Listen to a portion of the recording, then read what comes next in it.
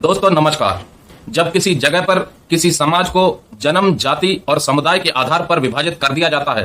तो ये यकीनन है कि कभी न कभी उस जगह पर हिंसा जरूर जन्म लेगी और हिंसा का प्रकोप इतना भीषण होगा कि कई लाशें बिछ जाएंगी, कई मकान जल जाएंगे, कई लोग राहत शिविरों का रास्ता ढूंढने लग जाएंगे। और ऐसा ही कुछ माहौल मणिपुर में बना दिया गया है। प्रधानमंत्री जी एक इंडिया की बात करते हैं, लेकिन यहाँ पर तो मणिपुर के दो भाग हो गए और पूरे भीषण हिंसा तक प्रधानमंत्री जी मणिपुर जाकर के वहां की जनता से, वहां की सरकार से, वहां के अहदेदारों से मणिपुर के हालातों का जायजा नहीं लेते हैं।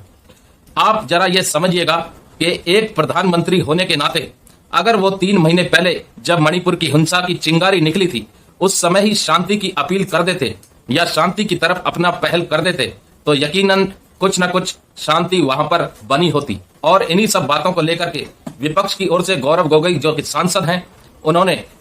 सदन के आगे 3 सवाल रख दिए और उन्होंने कहा कि वो 3 सवालों का उत्तर लेना चाहते हैं कि आखिर प्रधानमंत्री जी पिछले 3 महीनों से जो मणिपुर में हिंसा चल रही है उसका जायजा लेने के लिए मणिपुर क्यों नहीं गए। 80 दिन के बाद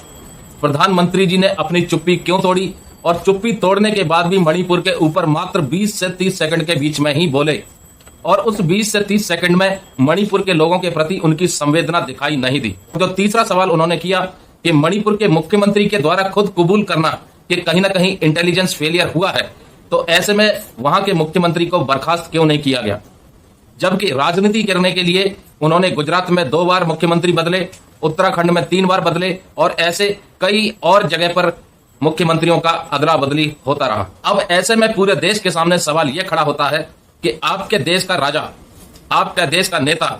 और आपके देश का प्रधान सेवक जो अपने आप को बताते हैं, यानी कि प्रधानमंत्री नरेंद्र मोदी जी, वो क्यों मणिपुर नहीं गए, क्यों उन्होंने उस हिंसा को जारी रखने दिया और क्यों वहां की सरकार को बर्खास्त नहीं किया और क्यों अभी तक 1 घंटा भी ठीक तरीके से भाषण नहीं दिया, मणिपुर के हालातों पर जनता से अपील नहीं की।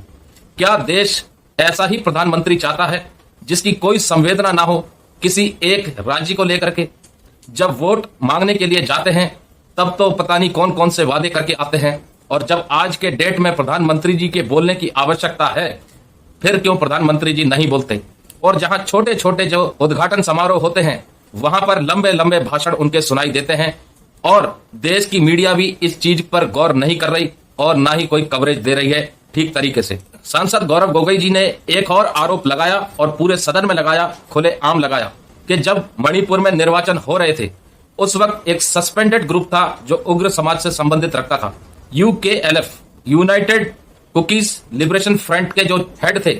उनका सहयोग लिया गया, जो कि एक सस्पेंडेड समुदाय था या जो भी संगठन कह लो उसको। उस उग्र संगठन का जो चीफ था उसने खुद एक लीगल एफिडेविट में यह कहा है कि भाजपा ने उनका सहयोग लिया था निर्वाचन के दौरान। ऐसे संगीन आरोप सामने आ रहे हैं। ऐसी देश की सरकार और सरकार में ऐसा देश का प्रधानमंत्री, शायद भारतीय इतिहास में यह पहला प्रधानमंत्री होगा जो कि 3 महीने तक एक राज्य को जलता हुआ छोड़ रहा है और उसके ऊपर अपनी संवेदना भी मात्र 20 मिनट तक भी नहीं बोल पा रहा है। जो आंकड़ा आया है उसमें बताया जा रहा है कि लगभग 6500 के ऊपर FIR दर्ज हुई, 150 के ऊपर लगभग लोगों के मारे जाने की खबर है, कई हजार घर जला दिए गए हैं, कई हजार लोग राहत शिविरों में रहने के लिए मजबूर हैं। इस तरह की भीषण हिंसा ने वहां पर अपना अस्तित्व स्थापित किया है और इस भीषण हिंसा का अस्तित्व खत्म करने के लिए प्रधानमंत्री जी की तरफ से सामूहिक मंच पर कोई पहल न करना, कोई अपील न करना और मणिपुर में जाकर के जायजा न लेना, यह बताता है कि भारतीय जनता पार्टी के प्रधानमंत्री मोदी जी, उनके पास अब शायद देश को बताने के लिए कोई शब्द बचे नहीं है और इसलिए वो पिछले 3 महीने से अपनी पार्टी के बारे में चुनाव प्रचार कर रहे हैं, अपनी पार्टी के द्वारा किए गए कामों की व्याख्या कर रहे हैं और छोटे मोटे जो उद्घाटन समारोह होते हैं वहां जाकर के मीटिंग अटेंड कर रहे हैं, उद्घाटन कर रहे हैं। जरा सोचिएगा कि देश का हाल आज की डेट में कहां जा रहा है और ये सरकार देश को किस ओर ले जा रही है। उन्होंने ये भी आरोप लगाया कि प्रधानमंत्री जी ने पिछले 2-3 साल से बहुत ही भड़काऊ भाषण दिए हैं जिससे जन समाज में तनाव जैसी स्थितियां उत्पन्न हो गई हैं। किस तरह की राजनीति प्रधानमंत्री जी या फिर भारतीय जनता पार्टी करना चाहती है ये तो हमें पता नहीं, लेकिन आज के जो हालात हैं, मणिपुर की हिंसा, हरियाणा की हिंसा, बरेली की हिंसा, इसमें अगर नुकसान हुआ है तो उस पर्टिकुलर जगह का हुआ है, वहां पर रहने वाले लोगों का हुआ है, वहां की अर्थव्यवस्था का हुआ है। और ऐसे में प्रधानमंत्री जी के द्वारा चुप्पी साधे रहना यह बहुत बड़ा प्रश्न चिन्ह लग जाता है उनके आने वाले राजनीतिक कैरियर में। क्या ऐसे प्रधानमंत्री को कुर्सी पर होना चाहिए? ये आप सोचें, समझें और तय करें। जय हिंद, जय भारत।